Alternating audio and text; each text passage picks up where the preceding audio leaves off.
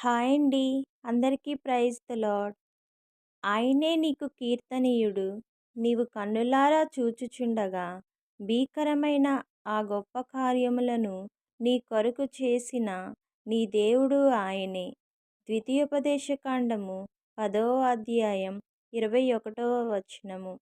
ఈ రోజంతటిలో ఈ వాక్యం మనకి తోడయుండి నడిపించునుగాక. ఆమేన్.